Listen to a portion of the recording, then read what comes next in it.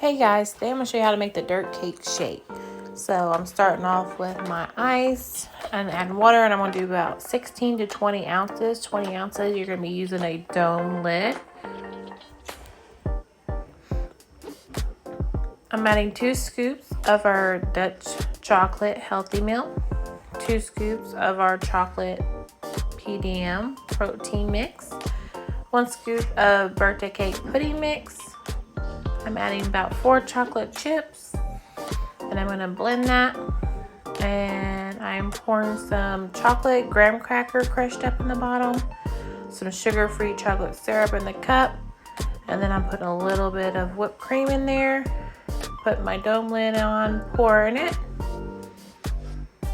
and then I'm going to top it with some whipped cream and some more crushed up chocolate graham cracker and a gummy worm. And that's it. That's how you make the dirt cake shake. Thanks for watching.